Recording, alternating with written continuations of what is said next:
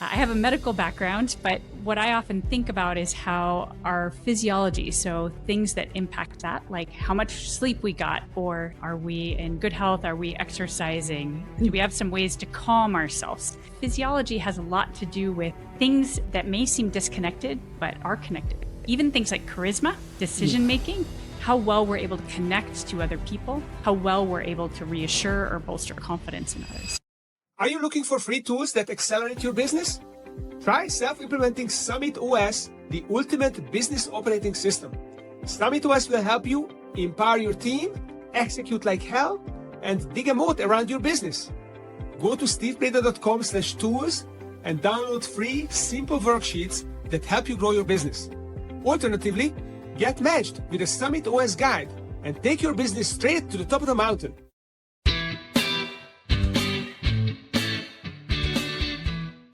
Good day, dear listeners. It's Steve Preda here with the Management Blueprint podcast. And today my guest is Carla Fowler, who is an MD, a PhD, and also the CEO of THAXA Executive Coaching, which helps CEOs and executives with clarity, focus, growth, and support using a proprietary process based on performance science. So welcome to the show, Carla. Thanks so much, Steve. It's really fun to be here chatting with you. It's exciting to have a scientist who is also a coach, because I love to combine the two and to have the scientific approach in coaching. I'm trying to do the same thing, but I'm sure I'm not mastering it to the degree that you are. So I'm all ears of how that works. But let's start with my favorite question from guests, which is, what is your personal why that drives you to do what you're doing, and how are you manifesting it in your practice? I love that you asked this question, Steve, because I think taking this moment, there are often a lot of different whys along the way. But for me, I think in reflection, one big why was that as a young person growing up, I always looked out at the world and saw there were a lot of things you could go do. There were exciting goals that you could set for yourself. And I wanted to figure out how to go do that.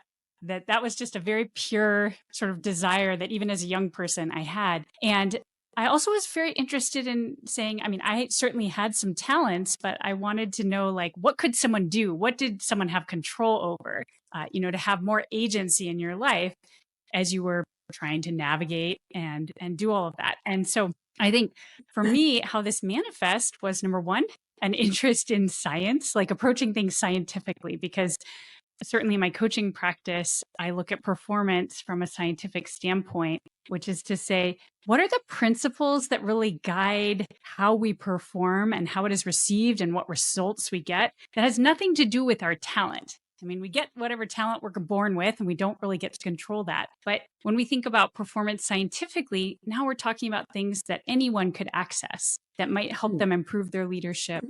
And I really liked that idea. It motivates me, not just for myself, to say, well, these are principles I can access, but also to say these are principles I can share with other people. And regardless of what talent they were born with, we could use them and apply them in day-to-day life and work.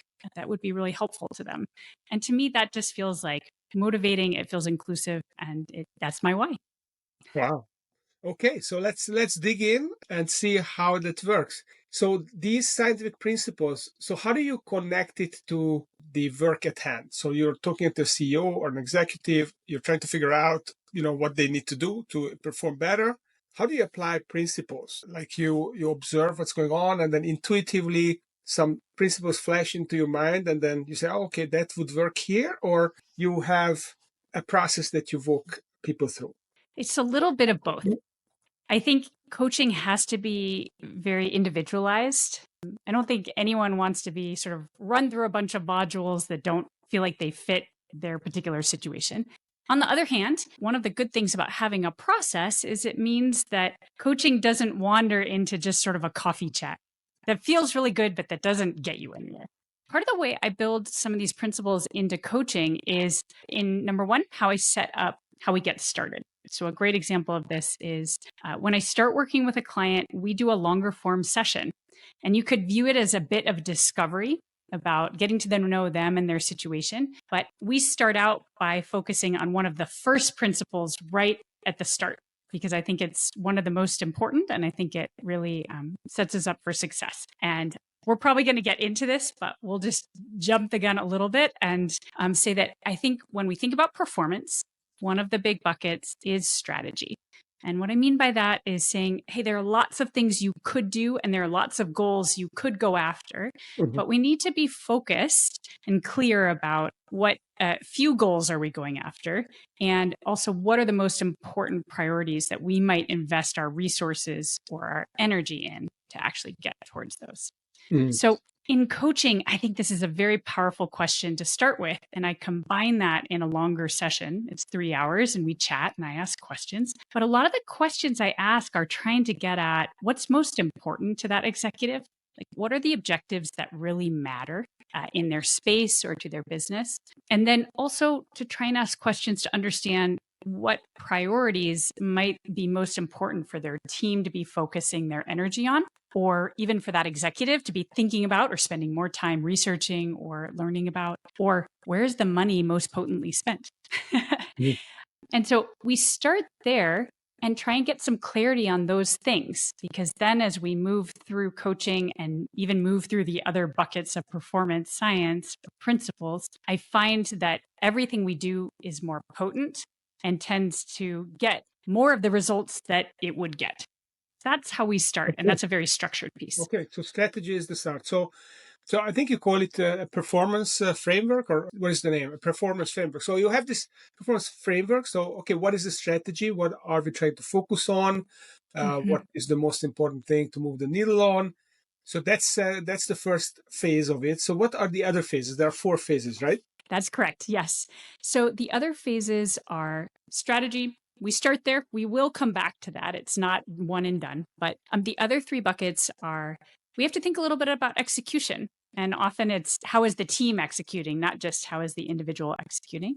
That's number 2. Number 3 is we think a lot about mindset, because a lot of entrepreneurship and running a business is that it's a long game. It's not a sprint. In very few cases is it a sprint and then you're done and you exit and everyone throws the party, right? That's not the common scenario. Mhm. And so we really want to think about mindset. How do you stay in it? How do you feel confident even when you're having to do something new? Or, if you're facing a lot of uncertainty, which is almost very prevalent now and is always the case when you're starting a business or being an entrepreneur, you're making bets. And so the mindset matters because it is something that we have to bolster over time. Then the 4th bucket is really, it might be surprising, but it's physiology. I have a medical background, but what I often think about is how our physiology, so things that impact that, like how much sleep we got, or, are we in good health? Are we exercising? Do we have some ways to calm ourselves? Physiology has a lot to do with things that may seem disconnected, but are connected. Even things like charisma, decision making, how well we're able to connect to other people, how well we're able to reassure or bolster confidence in others. Turns out Wow, our physiology matters also. So that's those very. are our 3 other buckets. These are the buckets. So strategy, execution, mindset, and physiology. So it sounds like only half of the buckets is about what you do, and the other half is about who you are and what you think, right? I love how you broke that down. Yeah. And what's great is there are different ways to approach any problem. A client could come in with a particular issue. And one of the things we can always ask ourselves, because we have these principles, and this is where in ongoing coaching, I don't necessarily have a specific, like, oh, now we go to this or now we go to this. What I listen for is, given the challenge they're having or even the opportunity they want to go after, what are all the different principles that could be at play here? And then I can even ask the client, say, hey, I can see some different ways we could approach this. Are any of them popping out to you as most resonant or that seem the easiest, like the lowest hanging fruit? Like, okay, let's start there, build some momentum. So this is what I love about performance science. That's great. So I'm thinking about tennis, which people talk a lot about. It's an individual sport. It's a Yeah. professional sport, and people take a lot of coaching in tennis. So tennis players often they have different coaches. Often they have a separate coach for serving, for doing the keeping in shape, and then you have a strategy coach. So I'm just thinking about these different areas. Would you say that it is a leadership related thing, that these soft areas like minds, maybe it's not soft at all, but essentially the thinking piece and the staying in shape piece, that they are so critical, or they would be critical for any type of job? Oh, that's a great question. I think they matter for any job, that these things do come into play. Maybe the reason it comes out more strikingly for leadership is because of the amount of pressure that is typically there, the amount of stretch that leaders are often pushed into or drawn into to do something really challenging. And they're usually the front person. They are responsible at the end of the day for everything. And also, they're not in control of everything. Not that any of us are, but I think the point is, when you lead something that is more than just, a single person business, for example, immediately you have other people who are executing and who are carrying out pieces of the business. When you scale that with investors, now you have a whole host of other people that you have to satisfy, as well as have ideas and things. So it may just be that because leaders are often pushed more to the edge, managing all of those categories becomes more important. Yeah, it brings to mind, there was an interview with Jeff Bezos, and he talked about how he is not involved in managing his companies anymore. And basically, what he said was that his main job each day is to make not more than 3 decisions, but 3 good decisions. And he does a lot of work to stay fit, to be rested in order to make those decisions right. So it sounds like he has more than 50% of his buckets, or 50% of what he does or what he needs to be in those latter 2 buckets. So it's not even a 50-50. It's a 5-95 distribution. So I wonder whether when someone is moving up the ladder and they go from doing things to leading people and to coming up with a vision and maybe to leading leaders. So as you're elevating the ideas, the communication, the energy projection, and just your being is becoming more important, and then you have to put more energy into it. Is this how you see it, or? That's an interesting observation. I think that I suspect, and of course I'm talking out of turn here, I suspect that to make, those 1 to 3 really good decisions takes a ton of strategic effort and investment in learning and thinking. I might say the execution bucket probably does decrease quite a bit, but the other 3 buckets still potentially are quite important. And maybe the execution bucket, what that has really become is really good decisions about who your very next line of leadership is. And that even though it may not be that many people, that the decision in who you hire, who you pick, who then, of course, is going to have much more influence on that execution. That's a strategic decision, but that impacts the execution bucket. But I might be splitting hairs at this point. I think it's a Yeah. really interesting observation, Steve. Or maybe the execution is the communication. Maybe it's about being in those meetings and arguing the point and listening to other, to research to other people's positions and try to synthesize things. And maybe that's the execution. It's not by hand, but it's more. So how much time do you spend on each of those back buckets? Is strategy more an upfront thing and then it becomes less of the time? Or does it not even matter? How do you share your time between the different buckets with a typical client? It depends. And it depends both where the client's strengths are, but also sometimes what the context is that they're dealing with. So, for example, I've encountered clients who have kind of a buoyant personality. Like their mindset is often in a pretty good place. So, in terms of just their sense of optimism, willingness to like keep going on stuff, we don't necessarily need to bolster that very much. Versus for a different person where something's really difficult, things have been really chaotic, and maybe not through any of their own doing, it's just the situation they came into. We might have to spend more time there because they're working really hard, and it may be a slow journey to seeing results. And so we have to figure out how to keep them in there. But I think one of the interesting things about strategy that I will bring up is you can use strategy as a lens. Both there's sort of high level strategy, right? Like in your business, what is maybe the objective or the goal for the year, or what's the competitive advantage you're going to pursue in the marketplace, right? How you're going to compete. That's like kind of big level strategy. But even in just other kinds of situations or challenges that come up, one can still address things from a strategic point of view. This is a great tool people can use, even if they're not at their strategic planning part, let's say, of the year, is to say, when something comes up and you're like, how am I going to deal with this? Or how do I want to approach this challenge that has arisen? You can always ask 3 questions or spend some time thinking, and then ask some 3 questions as prompts to help you approach things less from a reactive standpoint and much more from a strategic standpoint. So the 3 questions I like to ask, and these are true for high level strategy as well, are what is it I want to have happen? This is the simplest way, not even what is my goal, but it's like, what do I want out of this? What is the outcome that is most important? And if there was a sub outcome, maybe what would that be? But like, try to not have a list of 20 outcomes you're trying to achieve, because that means we've lost our clarity. And then the second question is, what do I think is actually going to be most important in driving towards that outcome? Like, there may be many things that we could do or work on, but like, what's probably the most important? You could also view this as sort of that 80-20 rule, like that we get 80% of our results from about 20% of our efforts. And then I think the third question, which is one of my favorites, is what is going to distract us or me? What is the red herring or the emotional button that's getting pushed that is going to be a total like distraction as I'm trying to navigate this circumstance, versus if I can just focus on what is probably needed to encourage the outcome I want. And so this is a tool I use for strategy to just simplify it, and also to help people think strategically, even outside those moments when you're very clearly in your like planning moment.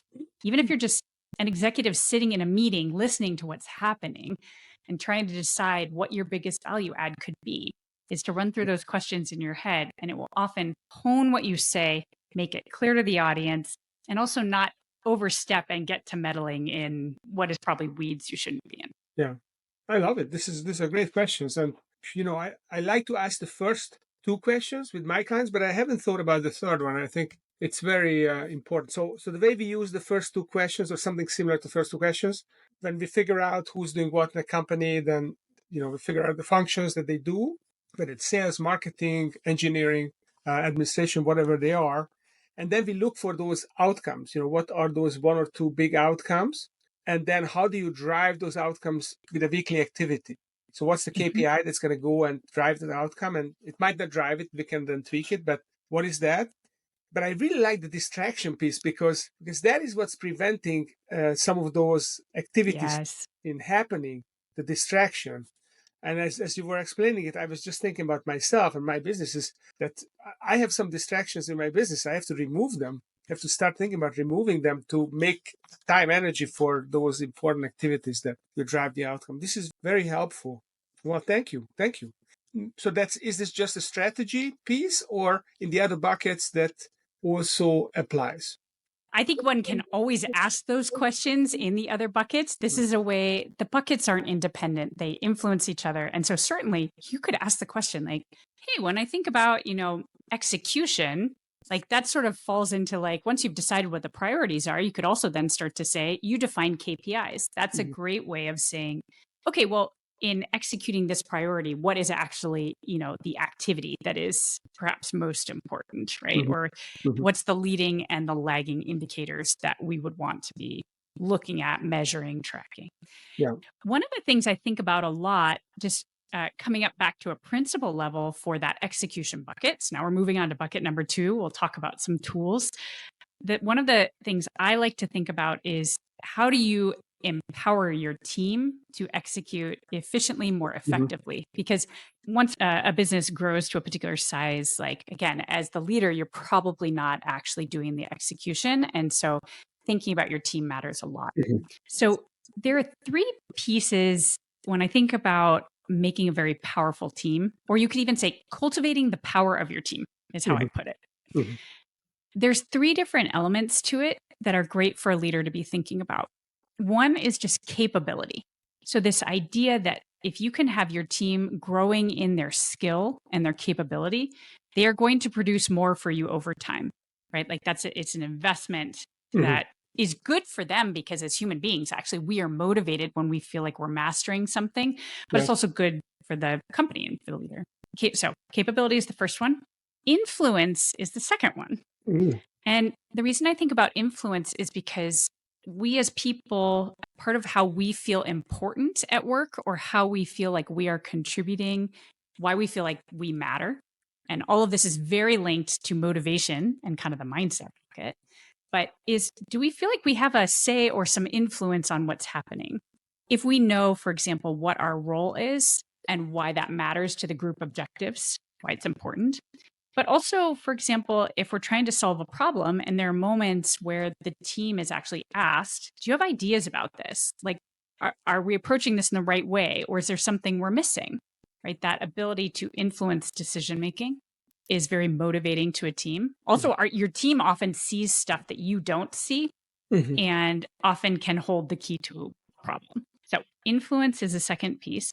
And then the third piece is visibility. Visibility is an interesting thing. So, number one, teams, when they are recognized for their contribution, that is, again, highly motivating, keeps people really engaged in their work, Mhm. which is both good for them as an individual, also really good for the company.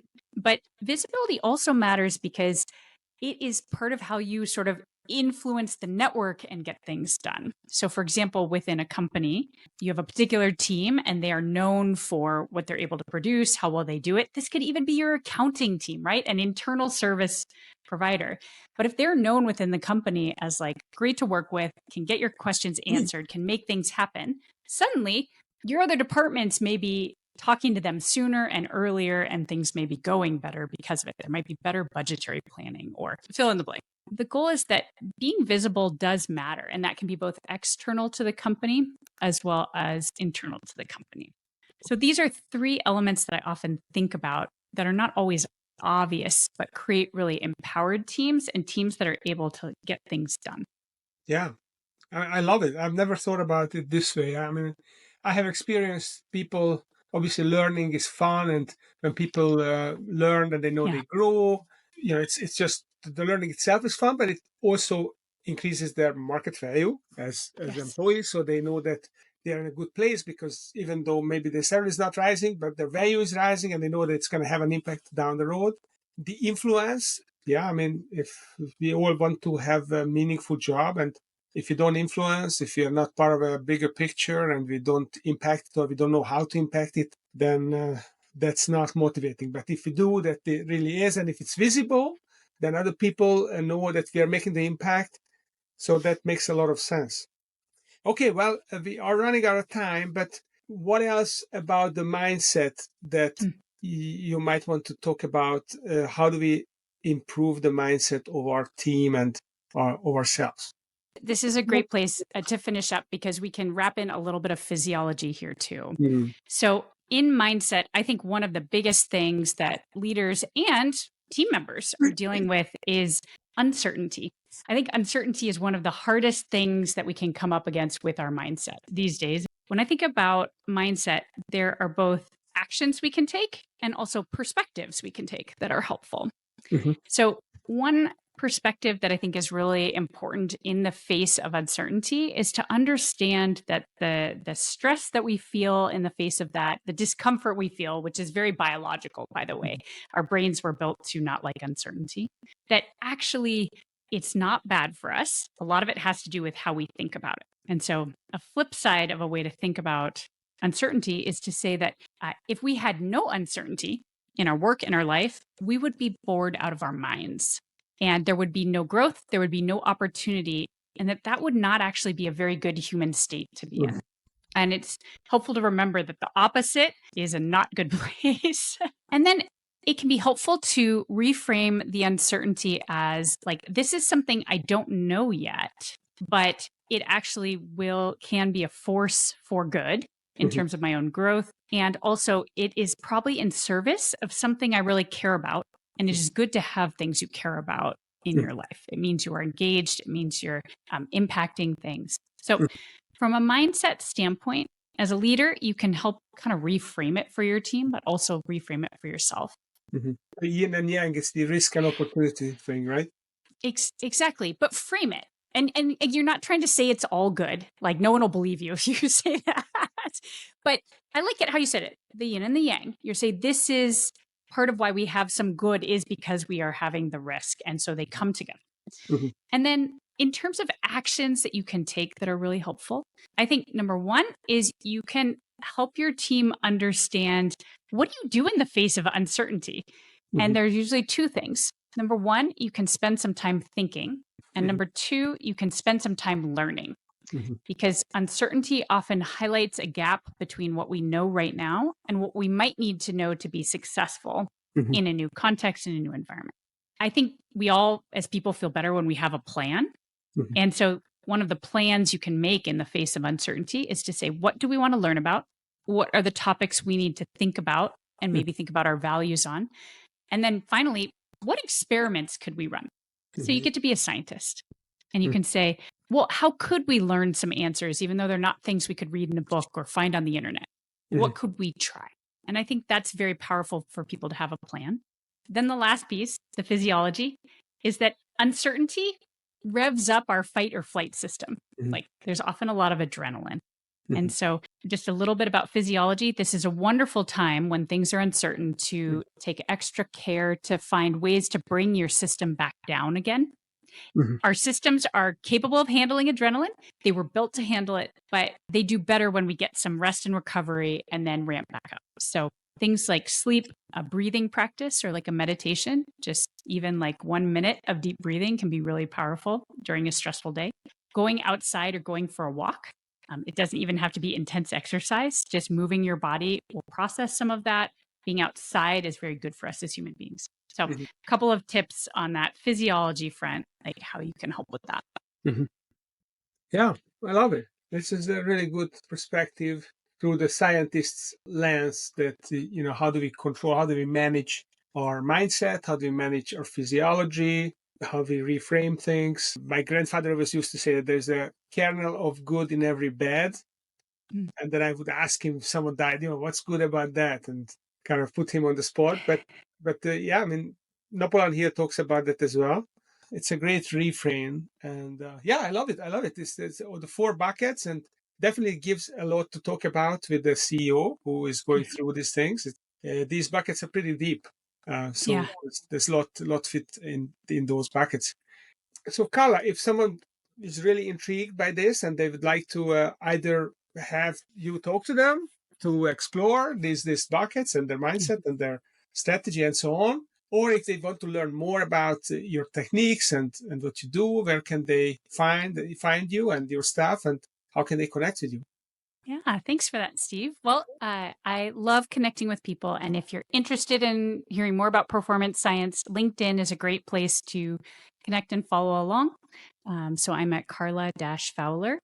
And then if you're interested in learning more about coaching, my website is a wonderful place to go. You can message me through the site. And also, there's a great FAQ page. And so that's at THAXA.com, THAXA. So definitely check out taxa.com. My mind or my Yeah. brain. Very interesting. I asked you during the pre-interview why taxa, and you said that it's Latin for task. But I should have asked the follow-up questions. Okay, so why are tasks so important?